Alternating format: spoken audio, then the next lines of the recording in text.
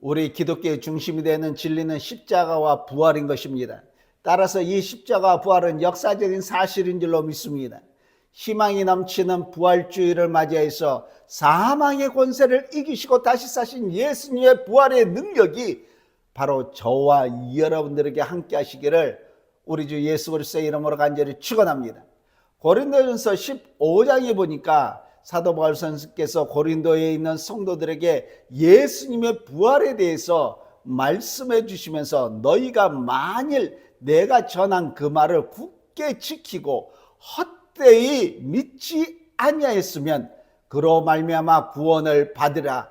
내가 받은 것은 먼저 너희에게 전하노니 이는 성경대로 그리스도께서 우리 죄를 위하여 죽으시고 장사 지낸 바 되셨다가 성경대로 사흘 만에 다시 살아나사 게바에게 보이시고 후에 12 제자에게와 그 후에 500여 형제에게 일시에 보이셨나니 그 중에 지금까지 대다수는 살아있고 어떤 사람은 잠들었으며 그 후에 야고보에게 보이셨으며 그 후에 모든 사도에게와 맨 나중에 만삭되지 못하여 난 자 같은 내게도 보이셨느니라. 고린도전서 15장 2절에서 8절까지 이렇게 말씀하고 있습니다. 그런데 예수님의 부활에 대해서 믿지 못하는 사람이 많이 있었습니다. 예수님이 부활하신 다음에 그를 못 박게 하였던 제사장과 그리고 그 관원들은 무덤을 지키는 군인들에게 돈을 많이 주면서 예수님의 제자들이 밤중에 와서 너희가 잠든 사이에 시체를 훔쳐갔다고 말하라고 이렇게 했습니다. 이 말이 총독의 귀에 들어가게 되더라도 우리가 말하여서 너희에게 아무 해로움이 없도록 하여 주겠다라고 이렇게 말했던 것입니다. 그래서 예수가 부활한 것이 아니라 제자들이 시체를 훔쳐가고자 해서 하는 말이라고 소문을 퍼뜨렸던 것입니다. 그러나 이 말은 성립이 되지 않았습니다. 왜냐하면 예수님의 무덤을 지키던 군인들이 한두 사람도 아니었고 또 그 무덤을 막은 돌이 너무나도 컸기 때문에 몇 사람의 힘으로는 도저히 굴려낼 수도 없고 더군다나 몰래 할 수 없는 그런 환경이었기 때문인 것입니다. 어떤 이는 예수님의 부활하신 것이 아니라 예수를 너무나도 사모하는 사람에게 나타난 환상이라고도 이렇게 말을 합니다. 누구든지 어떤 사랑의 대상에 대해서 집착을 하게 되면 그것이 현실처럼 나타나는 환상이 심리적으로 있을 수 있다라는 것입니다.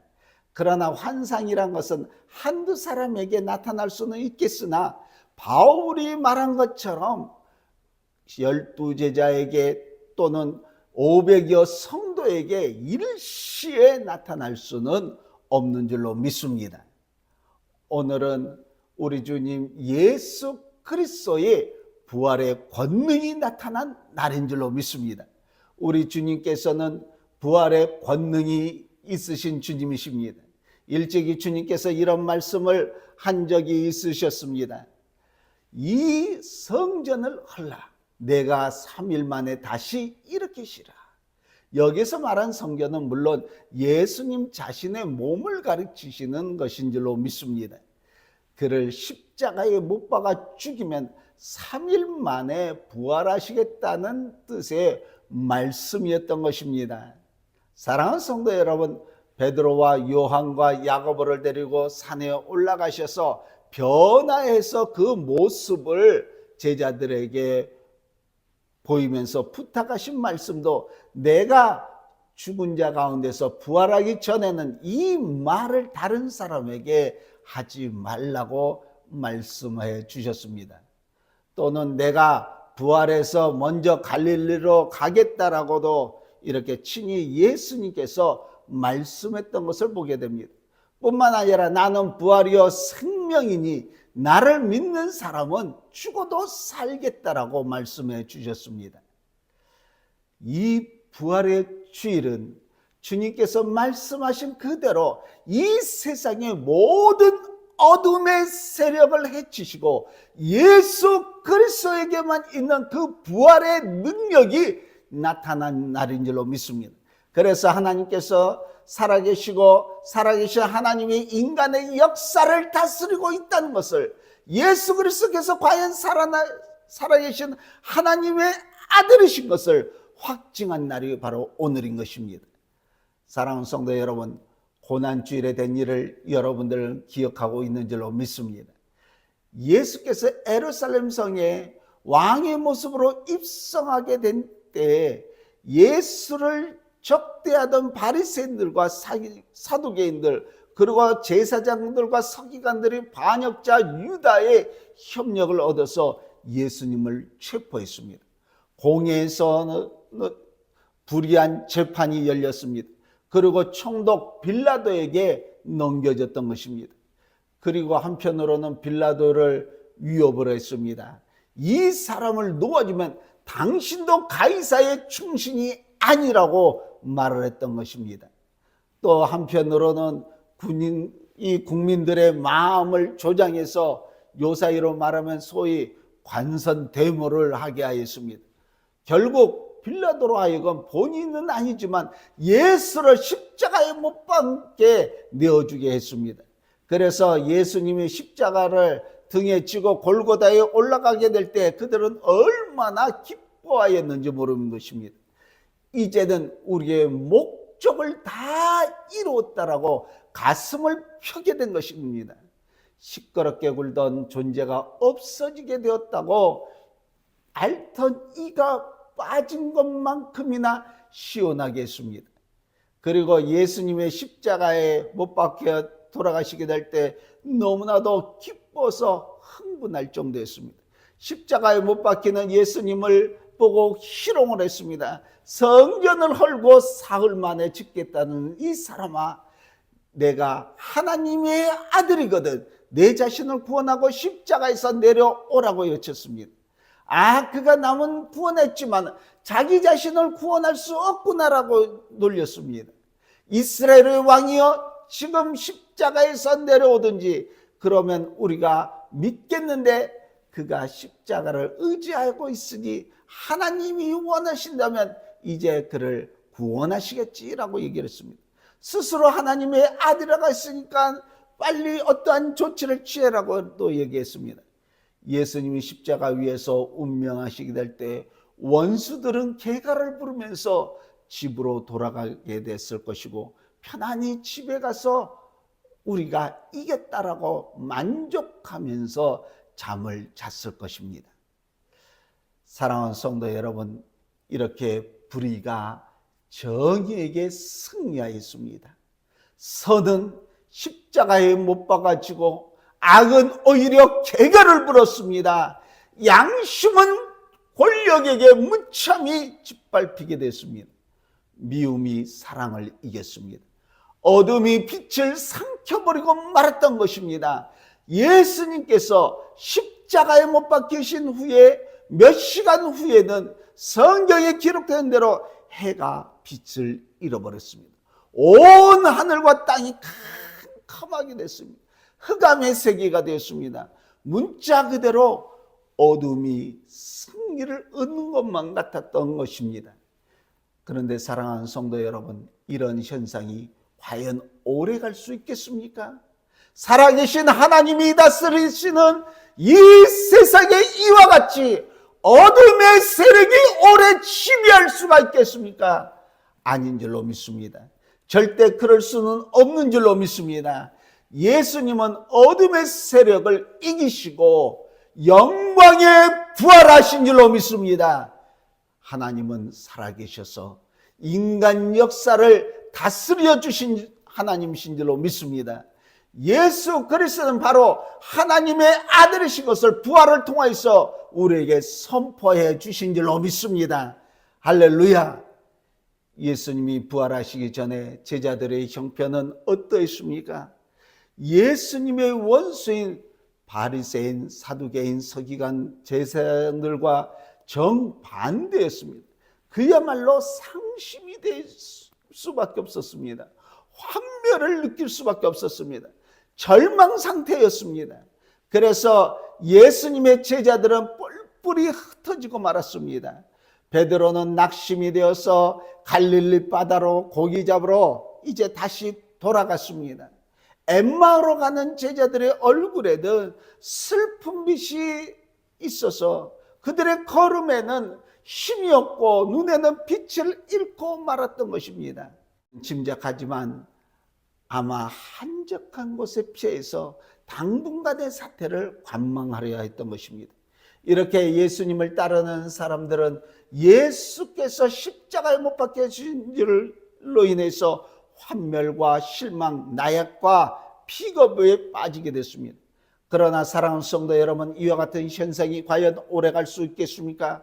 예수 그리스도는 이 어둠을 헤치고 부활하여 주신 줄로 믿습니다. 그래서 다시 사신 예수님은 이런 환멸과 실망과 나약과 피겁에 빠져있는 제자들에게 나타나 주셔서 부활의 권능을 보여주신 줄로 믿습니다. 믿지 못한 제자들에게 친히 손에 못자국과 옆구리에 창자국을 보여주시면서 믿게 하여 주셨습니다. 그들을 위로하여 주시고 확신을 주시고 새 용기를 불어넣어 주신 줄로 믿습니다. 부활하신 주님을 만난 제자들은 아주 변했습니다. 슬픔이 기쁨으로 변했습니다. 실망이 희망으로 변했습니다. 비겁이 용기로 변했습니다. 의심이 확신으로 변했습니다. 죽음의 어두운 밤이 아니라 부활의 광명한 아침이 된 줄로 믿습니다. 그래서 예수님의 제자들은 온 세계에 나가서 그리스도의 부활의 복음을 전파하는 놀라운 역사를 이루어낸 줄로 믿습니다.